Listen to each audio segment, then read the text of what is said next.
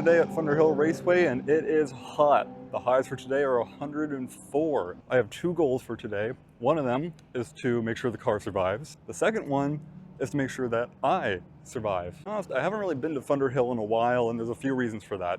One is the last 3 times I was here, I've had some pretty bad times. The last time I was here, it was for a drift event, and although the drift event itself went well, I got a hotel for the night. When I came up here, I hit a bobcat on the way up here, and my bumper got ripped off. The car was still functional, but it was still a pain in the ass nonetheless. The time before that, I was here during a storm, some of the worst flooding we've had in the Central Valley in years.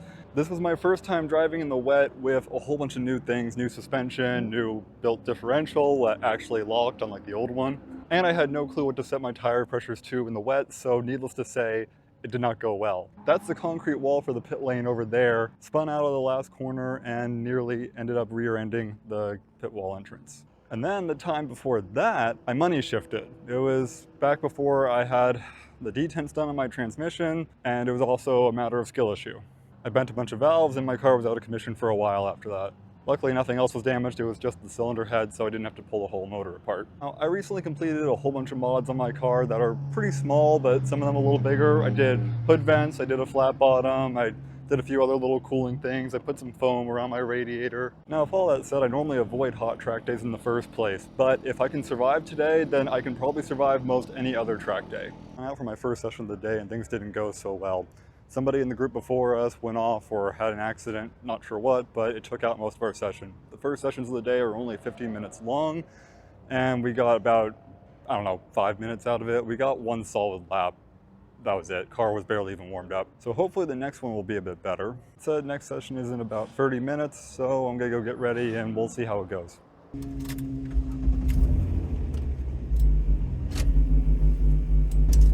As I went out for my next session, I intentionally went out a minute late, hoping to avoid all the outlap traffic and get some clean air on track.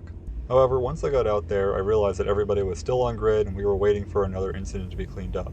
This time it wasn't just somebody who went off track, but somebody who had a mechanical failure and spilled oil on most of the track, so we had to wait for a long oil cleanup process to begin. We were probably sitting in the pit lane for about 20 minutes. During this time, they came around and told us what the schedule was going to be like moving forward. We're going to give you guys the full 20 when we get going, then we'll trim them from there, okay? This is where I have to give a huge shout out to the organizers of this track day, Speed SF. They're not a sponsor of this video, but I've been out to their track days for many years now and I've always had a pretty good experience with them. The crowd here is generally pretty good people and they're always pretty fair about handling incidents like this. I think this was the last major delay for the day and they sent us an updated schedule after we came in from this session. They managed to give us all 20-minute sessions for the rest of the day still and just have an open track at the end of the day in place at the 5th session. And after a 20-minute delay in the pits, we were finally off. However, as soon as I got out on track and got past my outlap, it became immediately clear that things weren't going so well. For one, I was idling in the pits for over 20 minutes. During this time, my coolant and oil temperatures got pretty high. I was already seeing my coolant temps over 210 degrees Fahrenheit, and usually you want to start to back off and cool down when you see 215 to 220 degrees. Secondly, my oil temperature sensor was incorrectly programmed and was definitely reading too high. I was already starting to see temperatures over 250 degrees, which is where I had a programmed flash point. So the entire time I was driving around, my gauge cluster was flashing at me for inaccurate oil temperatures. On top of this, it didn't take very long for the coolant temperatures to easily reach 230 to 240 degrees Fahrenheit. Nothing felt wrong with the engine at this point, and I believe that if I was really having those high numbers, I would see a lot more warning signs than just my coolant temperature getting high. Usually you start to get knocking or pinging in the motor, and the engine was holding up just fine, so I kept on pushing regardless. On top of all my temperature issues, it felt like there was something wrong with the suspension too. It was nothing drastic, but during long braking zones the car just ever so slightly wanted to squirm a little bit. In hindsight, I realized I had noticed something similar on the drive up, but I kind of just ignored it thinking that it was bad road surface. And on top of all this, I just had low confidence in my abilities as a driver on this course. I haven't been to Thunderhill in over 2 years, and I never really went that many times in the first place. I thought that because I had all my beginner memories here and I'd spent so much time as a beginner on this course, I would know it inside and out just because I know my other courses well now. But truth be told, I've only driven Thunderhill East a handful of times, or less. And at the same time, I was having a lack of confidence in the car itself. This combination of low confidence in the car and the driver is exactly what you don't want to have when you signed up for the open passing group. which happens to be the run group that I was in. Needless to say, this was a rough session. I didn't have confidence in the car, and I didn't have enough of the course knowledge that I expected to have going into this. Nevertheless, I made it through the full 20 minutes, and when I came into the pits, I took some time to get water, check my tires, and then go see if I could find anything wrong with the car. Alright, it's a while after my session. My next one is another half hour. I took some time to check everything on the car. I found some really interesting issues. One was this guy right here was all set to 0. Meaning I had no front compression stiffness at all in this corner, which is telling because I could tell something felt weird. Also back here, my compression on that side and that side was off, so that doesn't help. Now all that said, nothing was too bad on the suspension front really. I'm just complaining. This guy was overheating. I don't know if it's just because we sat in the pits for 20 minutes or what.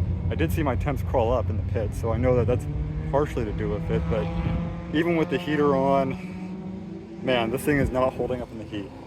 But now that I have things corrected, and hopefully next session we won't have the same temperature issues, I'm going to go out and I'm going to see what we can do without idling in the pits for 20 minutes first, and hopefully that was the only issue. If not, I don't really know what to do, because it said we were up to 240 and 250 on the coolant temps, but I don't really believe it. I mean, I've overheated my car once before, and on an old motor, I should say, not even on this motor, and it cut ignition timing when things really got bad, and I didn't hit that point ever, so anyway, wish me luck. I'm going to go out and see what happens. Having solved the problem with the dampers, I felt a lot more confident going out on track this time. I hadn't solved the overheating issue yet, but this time I wasn't going to idle my car in the pits for 20 minutes first, and hopefully I'd be able to get a few more laps in before I got up to those higher temperatures again. Now it's worth noting that in the time in between these two sessions, I was mostly sitting in the clubhouse cooling down and having some water. At the same time, the novice group happened to be having their drivers meeting after their first session. The lead instructor was emphasizing the importance of just following the line and giving them a lot of tips about where they should be at certain turns. I listened in when they spoke about turns 3, 4, and 5 since I really didn't know what I was doing there yet. The advice was solid, and I now felt like I had a better understanding of turn 4 and 5.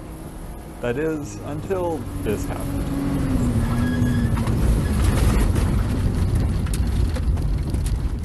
This is only the second time I've ever gone off track like this, and it's kind of embarrassing knowing that I just went straight off. I tried to rejoin as safely as possible, and I was expecting to see some black flags, but when I didn't see any black flags, I decided I would just keep going. However, as I came back around to the start-finish, that's where they decided to finally black flag me. I probably should have just pulled into the pits regardless of whether or not I got a black flag, but I was hoping to get some more laps in before the car got hot. However, when I finally pulled into the pits to talk to the start-stop marshal, we had a surprisingly good conversation. Hey. What's 5? Not great. Huh? Not great. Not great. I was trying to get it turned in, and then ABS kicked in, I kind of walked a little, and I just missed my line entirely. I was like, you know what? I don't want to go sliding. I didn't want to go sliding off, so I just put it straight. No, you were great. You were great. I actually got compliments on it. So. Really? Yes, of course, because we had another guy do the same thing and he didn't do it as safely. Okay. So, you, perfect. Mind if I check your car real quick? Yeah, go right ahead. Alright. Nothing seems to be broken, you're not smoking, you're good to go? Alright, thank you. Safe. Awesome, thank you. The last time I was here and I spun out in the wet, the marshal had a pretty strict talk with me and I got a strike for the day. But the fact that this guy actually complimented the way that I went off and told me that it was a safer way to do it compared to what other people were doing earlier made me feel pretty good about myself. I may have gone off in a pretty dumb and anticlimactic way, but I was the role model for doing that apparently, and that made me feel special. That said, the session was basically over for me at this point. I did take the time to work on my lines for 3, 4, and 5, and basically the entire course as I still had no idea what I was doing. But the upside to all of this was that there wasn't necessarily any damage related to me going off, and I was able to continue for the rest of the day. Despite my off-track accident, the car was feeling great this session and I had a lot more confidence. But with the weather only getting hotter, my car was still overheating and I was seeing some exorbitantly high coolant temperatures. I saw as much as 250 degrees Fahrenheit during this session. As I pulled into the pits for lunch, I began to question whether or not the sensors were actually accurate, as I still didn't feel like anything was actually wrong with the motor, as it should be when the motor gets that hot. Oh, she's running so hot. I don't know what I'm gonna do. I mean, I expected it to be hot. I just thought I'd be able to get like 3 laps in or something before it got bad. Car felt a lot better though. The suspension tuning definitely made a difference. Optimal's down to a 211, so we know we're doing something right. It was at 213 before. Guys, we're back from lunch. Had a good chance to cool down, get some food, take a break. It's still hot out though. It's 97 now. It's currently race practice. There's a race session tomorrow morning and they have qualifying at the end of the day, but they're doing their practice session right now. Oh, look at that, nice tunnel. So, there's race practice right now. My group is up at 2:30. That's our last official session for the day, but there's a 50-minute open session at the end of the day that I could go do. Probably not gonna stick around for that. Car's been, I don't know if my sensor needs to be replaced or if I actually have a blockage in my coolant system. The car is getting pretty hot, but it's also performing well at temperature. The last time I saw these temperatures at Buttonwillow, the car was already cutting ignition timing and everything else. So I don't really believe, quite frankly, that my temperatures are as high as the sensor is saying they are. As for fixing that, well, we're going to have to tear everything apart and see what's wrong step by step. That'll be another video. As long as we're going up here, I might as well give you a glimpse of some of the race cars that are out here. I'm not sure what the rules of this class are, what kind of racing they're doing. Either way, it's cool to see. I want to go to the top of the hill here because I've never been up here before, and I'm hoping that it's at least a partially good view of the whole track, or this side of the track. You can see turns 1 through 6 really well. Story time while we climb this hill. First time I came out to Thunderhill was 5 years ago. That was my second track day, first time in the M3 at the track, and it was during even worse conditions than this. It is clear skies, nice gentle breeze, but 100-some degrees, or at least high 90s right now. The first time I came out here was A, during the pandemic, B, during the worst fires that we've seen in this area in a long time. I should say we, I don't live out here. And it was even hotter than it is today. I think the temperatures got up to 110 degrees that day in particular. For what it's worth, it's Labor Day weekend, so I knew it was gonna be hot. I was just hoping that might be a little cooler. Oh, we got this hill over here. That's, I don't know what turn that is. That's 9? Yeah, that's turn 9. The photographer over there, I'm gonna let him do his thing. Oh, seems like they all came in actually. That's them all trailing in from the pit lane. Practice is over and my session is up in 20 minutes. All I care about for today is just getting one final session in. I was a lot more confident in the car last session minus the overheating, so things are going well, just not as well as I had hoped. All right, here comes the first 2 cars from the session before mine.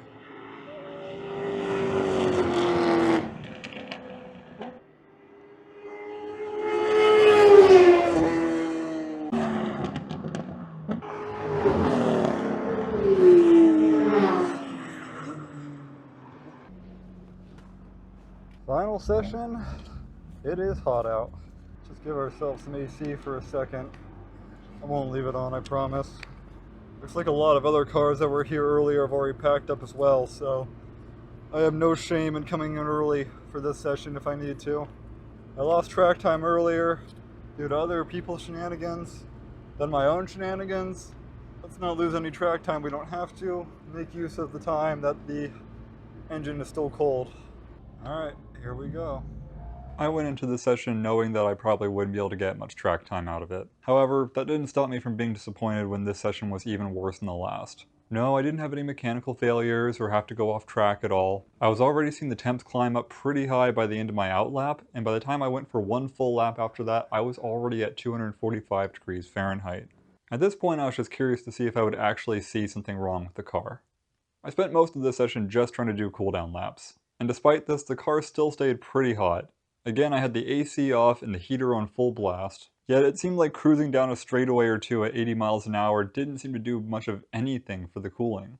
As I came into the pits at the end of the session, my temperatures were still at 240 degrees Fahrenheit. I drove around the pits for a while at slow speeds, hoping to just cool down the car a little bit, but it didn't do anything. This has usually been an effective method for cooling down the car in even warmer weather than this, so I'm pretty sure something's wrong with the cooling system, no matter what the temperatures are saying. Feeling disappointed at my lack of being able to use the full track time I was given, and feeling annoyed for having to chase my tail all day with cooling issues, I parked my car in the paddock for the final time today and called it quits. Ah, man.